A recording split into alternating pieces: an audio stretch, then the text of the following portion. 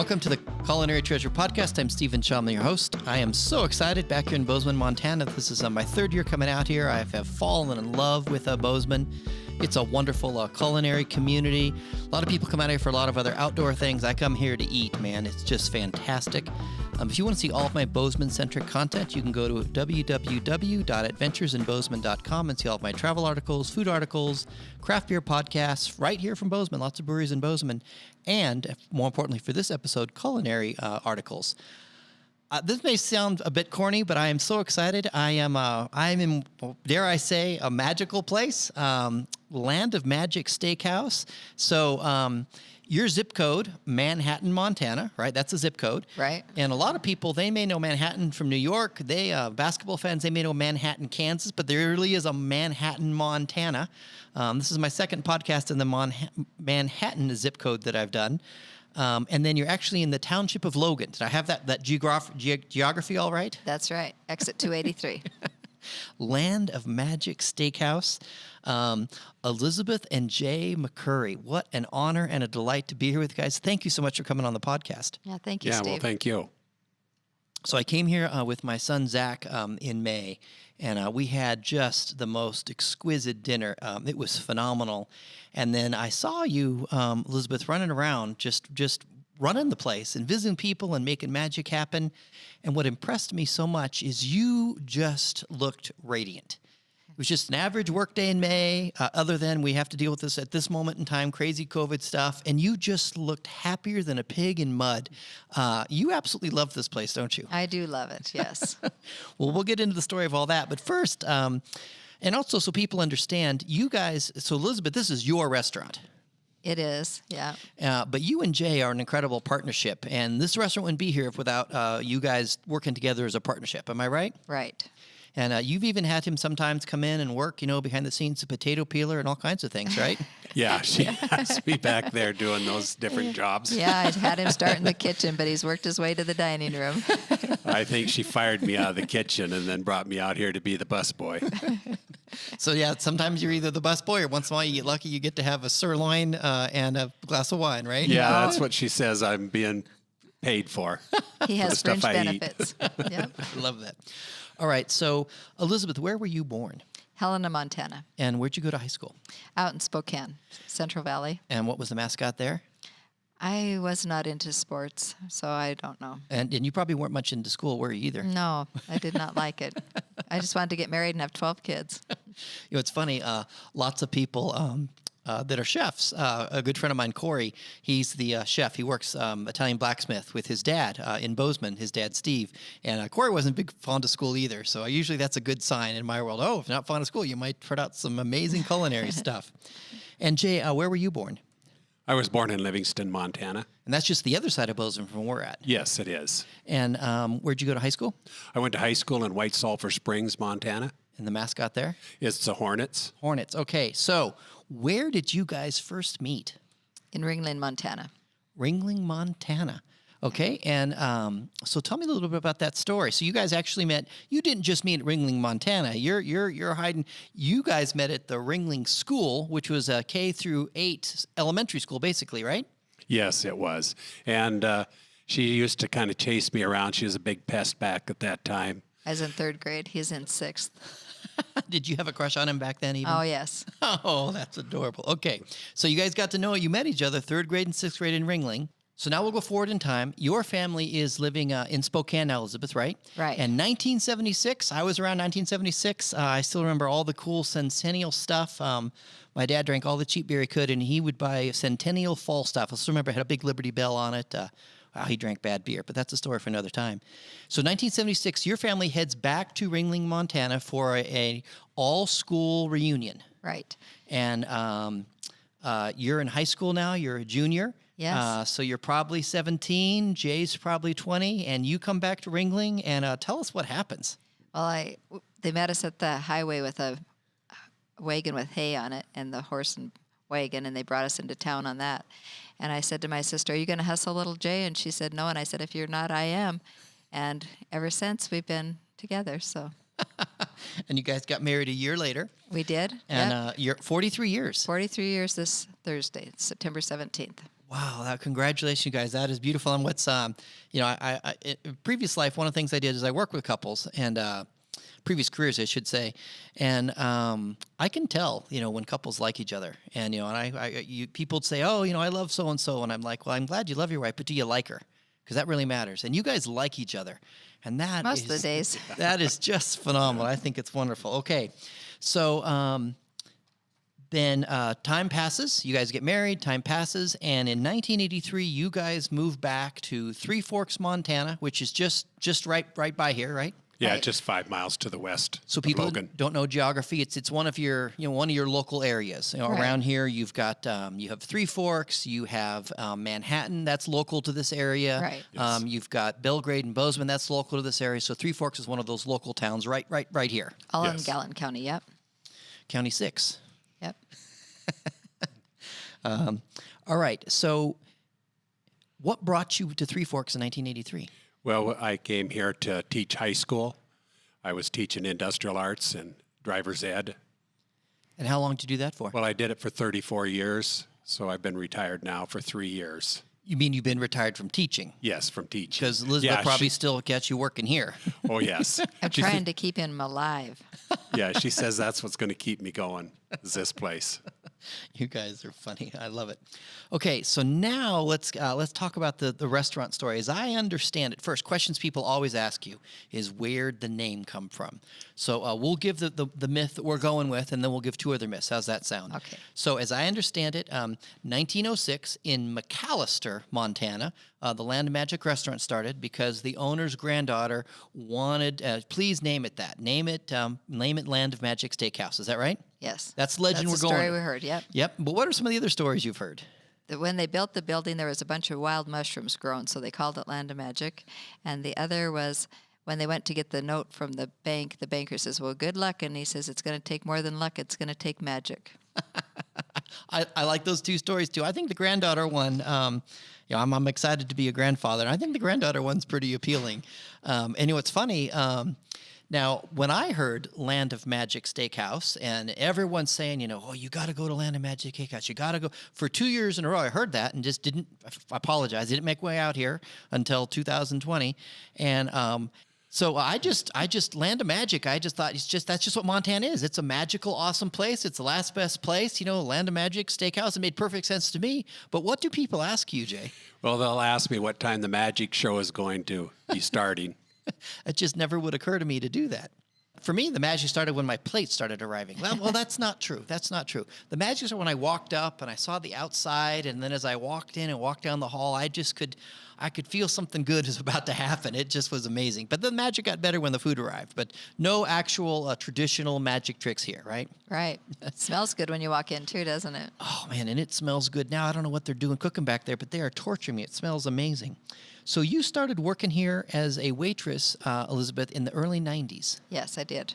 And I worked for the last two owners. last 2 owners. So someone owned it for about 25 years. Yeah. Someone owned it for about 3 years. Right. And there came time in their journey time to sell it, and you decided to buy it. I just had to have it. I told Jay, I just have to buy the restaurant. I don't want it to end up being a pasta house or something that it's not meant to be. So. Yeah, a couple times in my life, there's been restaurants, one a fine dining restaurant, another just a rundown diner that both got bought, and both times the person changed them radically.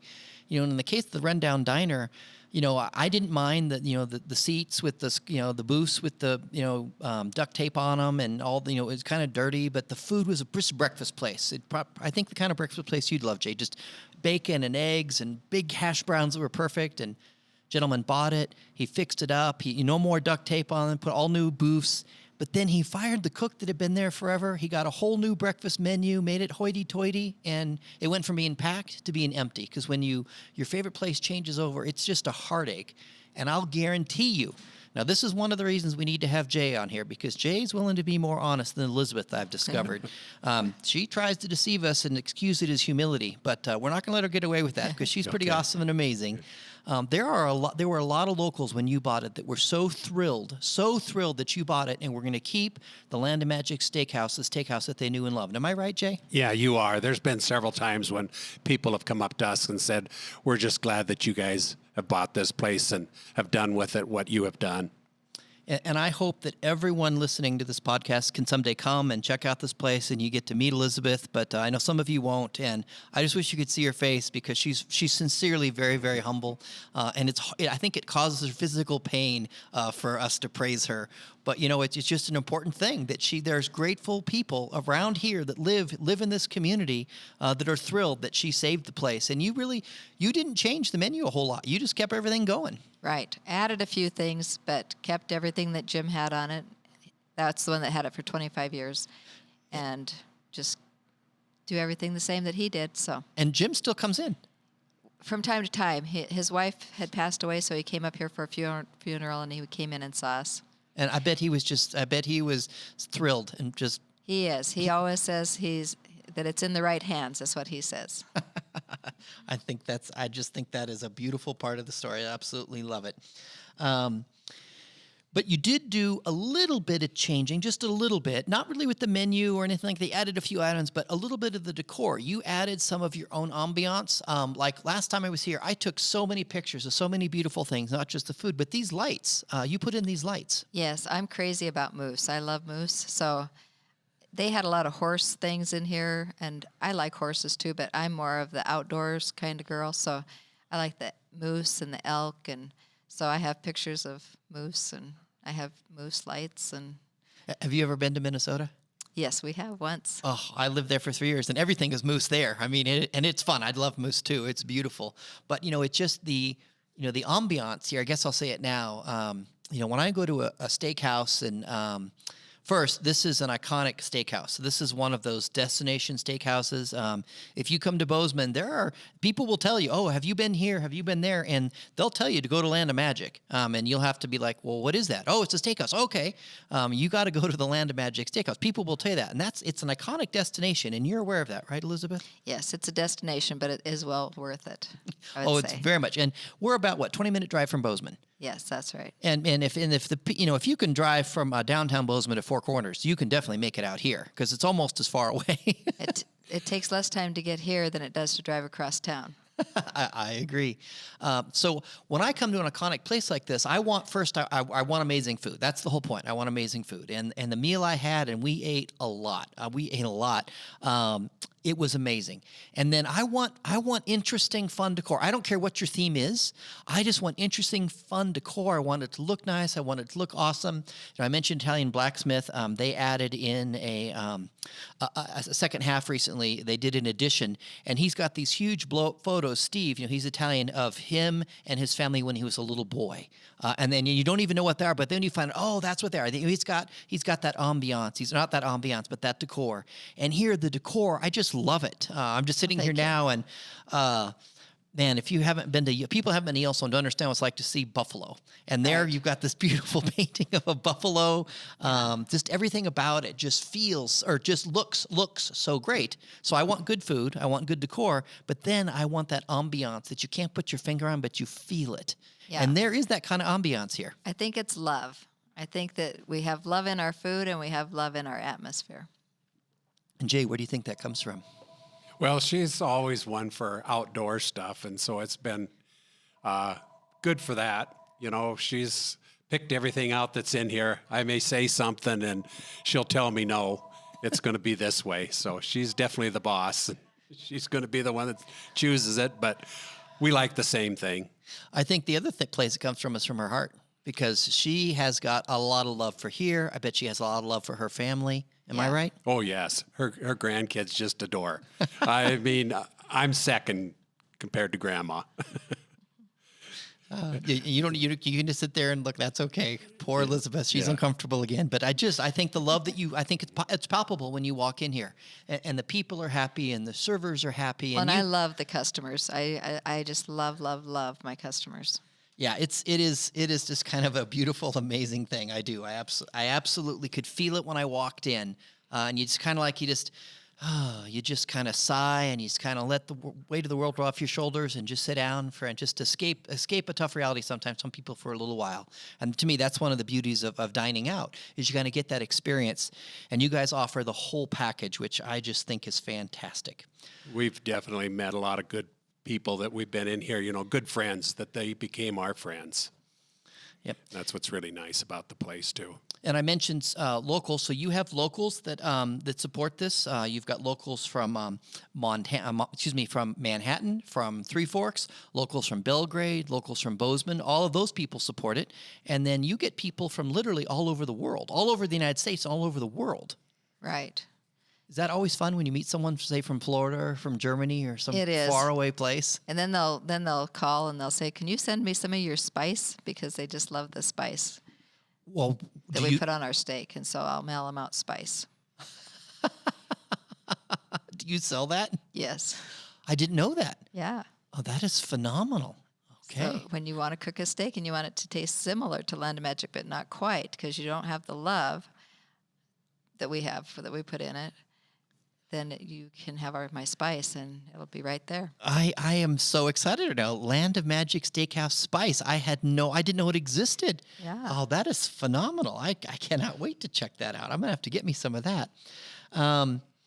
So you've been 13 years. You've been around so far, which means, and you've been married 43 years, which means 7 years from now, it'll be 20 years here and 50 years together. I think you should have a big month-long party and then a big 3-weekend bash or 3-day bash over Friday, Saturday, Sunday. That's my suggestion. Okay, we'll take you up on it. Yeah, I might bug you. And we're going to invite you to come right back out. Have So this is good steak. 2020. So 7 years would be 2027. Am I right? Because Yep. I'm not Yes. good at math. Yes. So I'm not kidding. June 1st through the end of June, and then June 27th is the anniversary day. So I might bug you in 2026 because I love those things. I Okay. really do. I might bug you. Literally when I get in the car and I start heading back into Bozeman for my next stop today, I'm going to call my son Zach and say, man, get out your calendar, book 2027, because that would be just so much fun. I came here with my son Zach, and we, one of the things that happen is you get either shrimp cocktail or salad with your entree. And I didn't realize he'd never seen a traditional old school shrimp cocktail. And he's like, what is that? And he was blown away, like, oh my gosh, I failed you as a father. How could I have not showed this to you? But it was so nostalgic and so awesome. And yeah, anyways, we just had a beautiful meal here. Well, thank you. So 13 years so far. So what advice do you have for someone wanting to start? Because most restaurants don't last 5 years, let alone 2. What advice do you have for someone wanting to start a restaurant? Well, I think you just have to really love you have to love people, and you have to love being busy, I guess. And you love running your restaurant. I do. Yeah, to me, it's not work. It's just pure pleasure, so.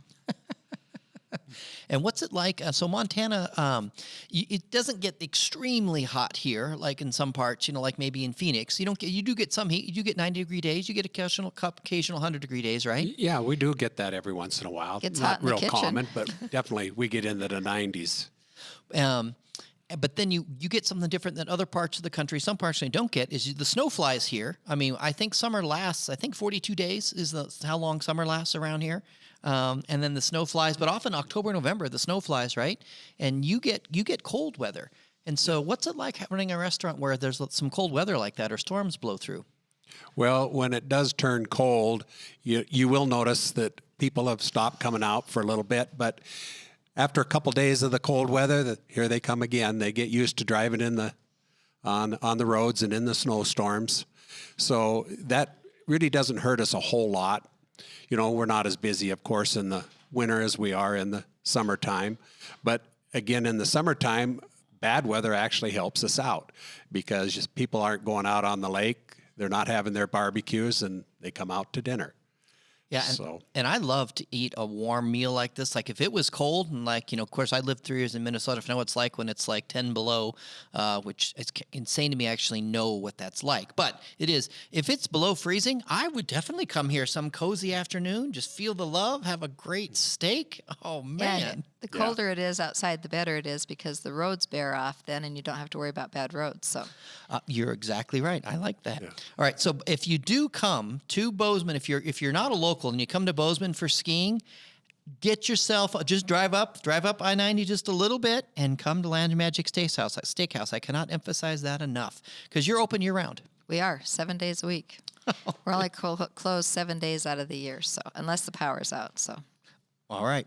Well, let's talk about. Let's just have a little bit of fun and talk through the menu. I did Culinary Treasure article where I shared photos from the meal that my son Zach and I had here.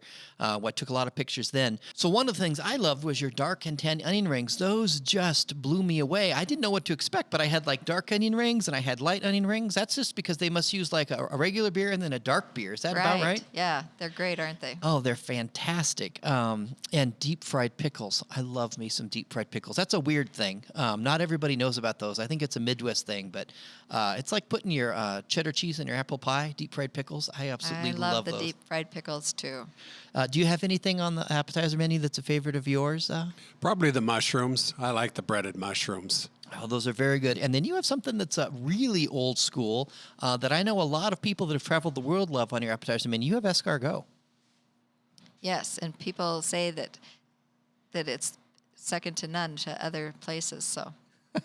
And then just right below appetizer menu, you've got specialties. And one of the things that caught my eye that I almost ordered, I was here for a steak, but it caught my eye because I almost ordered because you just don't see it, is duck a la orange. And you've actually spent time in the kitchen when you're not teaching school. You've actually made the duck a la orange, haven't you, Yeah, Jack? I used to cook it in the kitchen for the cook. I was kind of the second cook in the kitchen there, and I enjoyed doing the duck. And I'd get several times that people would want to talk to me about the duck when I had cooked it and it was served to them. It was just surprising the questions that they would ask about that duck. It's just a Peking duck, but we do have this orange sauce that we put on it. And of course, you got to put the orange sauce on first. And it was really fun to kind of cook it because you'd want to get it to the certain crispiness and the certain brownness of the caramelized of the duck there. Yeah, and I think the reason why people are surprised is because it's a super easy to screw up duck. It's a thing that's really easy to mess up, and people just absolutely love your duck a la orange. It's pretty incredible. And of course, then you've got the lighter side. When I saw on the lighter side, I just skipped that. I didn't even look. I didn't need to go there. I didn't come here for a lighter side menu. But people can look that up. And then you have your certified Angus beef entrees. And I know a question a lot of people ask you. We'll talk about the entrees in a second, the beef. But a lot of people ask you, is it Montana beef? And what people don't realize, tell me if I have this wrong, is there are no packing plants in the state of Montana. So lots and lots and lots and lots of beef cows, cattle that get raised here. But then they get shipped out of state, they get fed off, they get processed. That's where we get amazing steaks from. And then they make their way back into Montana. Do I have that right? Right. Yes, it is. Certified Angus beef is some of the best beef in the nation. Montana is the biggest supplier of certified Angus beef in the United States. We actually have one of the top ranches just south of us here. And so we can't go to one rancher and get enough beef from them. We only need the certain cuts, the certain loins from them. We can't use a whole beef. So we're very fortunate that we got into the certified Angus that can supply us with the amount of meat that we need. And it's very high-end quality meat that we get from them. And a lot of people don't realize certified Angus is actually a thing. It means something. It's not just some words. It actually, and if you are a restaurant and you say you're certified Angus and then you quit offering certified Angus, they'll come after you and say, hey, take that down. Because it actually has meaning. Am I right, Elizabeth? That's right, yes. So you have a filet mignon. You have prime rib. That was the other thing that tempted me. It's like, I do love me some prime rib. Jay, tell me, is the prime rib as good as I imagine it is? Yes, it is. It is good. And do you get a baked potato with lots of butter when you have prime rib? Yes. You can have a baked potato or a twice baked potato with it. And our prime rib is actually finished on the grill. It is cooked in the oven, and then we finish it on the grill. Wow. And, if I do like a twice baked potato, but when I have prime rib, I want that baked potato. I want lots of melted butter. I own happinessismeltedbutter.com just because I'm a nut. I love melted butter and some sour cream, that to me. And do you have a little horseradish that comes with it? Oh, Yes. the best. Oh, I just love that's a meal I absolutely love. Then you've got a New York strip. And then you love, one of the cuts that you love, Jay, that you have here is the top sirloin. Talk to me about your top sirloin. Well, our top sirloin is a single muscle. Most sirloins are 3 muscle, but ours is a single muscle, so it makes it very tender. So you're not cutting through extra muscle there. And so it's like a baseball cut, you could actually call it. And so it is a very good high-end piece of meat. Ours is also cut where it's going to be very thick. And thick, and then the kind that you have, there's less fat. Yes, you won't find any fat on it. The only thing that's less fat than it is going to be your tenderloin. Yeah, and I appreciate people that want to eat a nice piece of meat without fat. I personally, and the way you almost could have sold me on the sirloin, the top sirloin here, but the one my go-to, I love me a ribeye, and I don't mind that fat. Oh, I just think it's so good. And your ribeye, that's the one I had. It is absolutely phenomenal. I love the ribeye myself too. Ribeye's always been my favorite steak until we got the sirloin, and I've kind of switched over to the sirloin. Okay, and just so people know, because it's old school nostalgia amazement. All your dinners, you get the relish tray, you get the mini loaf of bread. Oh, that is so good. Although I did probably drive the server nuts because I ate too much butter with mine. Had to keep asking for butter. You get your baked potato or your twice baked potato. You get shrimp cocktail or a salad, and then at the end you get a little bit of ice cream, which is just so much fun. Yeah. And that's what I like too. It's always been that way. Jim started it that way. And I like it when you come in and you get everything. You don't have to order a la carte this, a la carte that, Everything is in the price, so it's nice. But there is a secret dessert menu. It's not written down anywhere, and you have to bug your server to ask about it. But you can ask about the secret dessert menu because you guys have a couple amazing little mini donuts, right? We do. We have a really great raspberry a la mode donut and a chocolate Bavarian cream donut that the waitresses could upsell if they tried, but they don't.